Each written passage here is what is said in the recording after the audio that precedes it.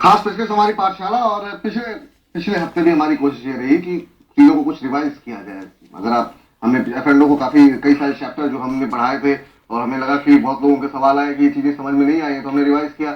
एक और महत्वपूर्ण टॉपिक जिसे आज हम रिवीजन करवा रहे हैं आपके सामने, वो है बाईबैक का टॉपिक। हमारे साथ हमारे अध्यापक जुड़े हुए हैं आसिफ, और आसिफ से समझने की कोशिश करते हैं। नीलम सिंह जी ने प्रश्न हमें भेजा हैदराबाद से, शेयर बायबैक क्या होता है, कंपनियां बायबैक क्यों करती हैं। महत्वपूर्ण सवाल, क्योंकि शेयर प्राइस पे भी इसका काफी इम्पैक्ट देखने को मिलता है।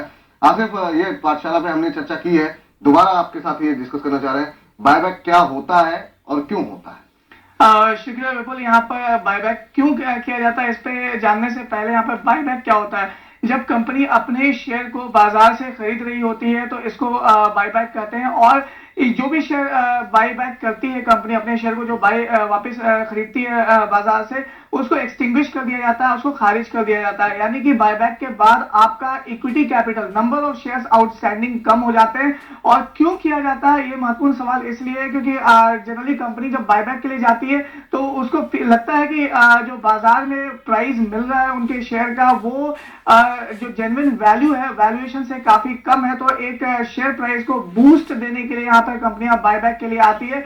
और जाहिर सी बात है, जब आपका इक्विटी कैपिटल कम हो जाता है बायबैक के बाद, तो यहाँ पर ईपीएस, अर्निंग पर शेयर के ऊपर भी एक पॉजिटिव रिफ्लेक्शन होता है। यानी कि ईपीएस आपका बढ़ जाता है क्योंकि नंबर ऑफ शेयर्स आपके कम हो जाते हैं, इक्विटी कैपिटल कम हो जाता है। अब यहाँ पर यह देखना होगा कि बायबैक के लिए सबसे इंपॉर्टेंट चीज है कि प्राइस क्या तय किया गया, कंपनी ने क्या किस प्राइस पे यहाँ पर बायबैक करेगी। तो प्राइस एक महत्वपूर्ण चीज होता है कि मार्केट में जो प्रीवेलिंग प्राइस है उससे कितना ऊपर बायबैक प्राइस आया है। अगर बायबैक प्राइस काफी सिग्निफिकेंटली ऊपर है तो ये शेयर प्राइस में और एक पुल दे सकता है और एक इंक्रीमेंट देखने के लिए मिल सकता है। मगर एक चीज का ध्यान रखना होगा, ये जो प्राइस, मैक्सिमम प्राइस दिया जाता है, ये कोई प्राइस ऐसा नहीं है कि इस प्राइस पे ही कंपनी खरीदेगी।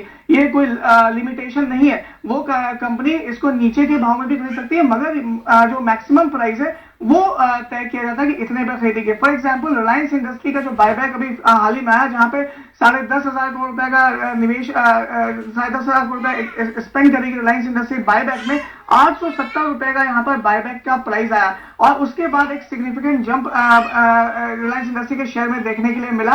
तो ये एक इंपॉर्टेंट चीज है कि 870 एक अपसाइड यहाँ पे देखने के लिए मिला, ये इंपॉर्टेंट चीज था। और 870 रुपया एक वैल्यू है जो मैक्सिमम पे करेगी रिलायंस इंडस्ट्री बायबैक के लिए। मगर ये 800 में भी कर सकती है, 600 में भी कर सकती है, 700 में भी कर सकती है, जो भी प्रिवेलिंग रेट पे मार्केट में चल रहा होता है, मार्केट में प्राइस। जी चलिए, अगला सवाल पूछने से पहले अब तक जो बातें आपने कही हैं उसको बहुत समय की कमी है, दर्शकों को बता दें। बायबैक ज्यादातर जैसे बताया आसिफ ने इसलिए किया जाता है ताकि जब प्रमोटर्स को, जब कंपनी को ये लगता है कि बाजार भाव जो है वो शेयर का काफी कम है, तो कंपनी बायबैक करती है। और जिन शेयरों को बायबैक करती है उन्हें खारिज कर दिया जाता है। तो बाजार में जितनी मौजूदा शेयरों की संख्या है, क्योंकि वो रद्द हो जाते हैं, वो कम हो जाती है, जिससे कंपनी की ईपीएस बढ़ती है। इन बात का ध्यान रखें किस भाव पे लाया जा रहा है, क्योंकि समय कमी। आपसे बहुत छोटा क्वेश्चन आपसे जानना चाहेंगे, अगर जो इन्वेस्टर बायबैक की खबर सुन करके शेयर के अंदर कोई रणनीति बनाना चाहे, किन बातों का ध्यान रखना चाहिए। क्या कोई भी बायबैक आता है तो बिल्कुल उसके ऊपर जंप करना चाहिए, उस पर बाय करना चाहिए,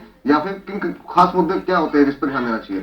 विपुल, यहाँ पे खास तौर पे जो ध्यान देने वाली बात है कि बायबैक का प्राइस, किस बायबैक पे, किस प्राइस पे यहाँ पे बायबैक किया जा रहा है। दूसरा, कंपनी का रिकॉर्ड क्या है बायबैक को लेकर के, क्योंकि पीछे हिस्टोरिकली देखा जाए कि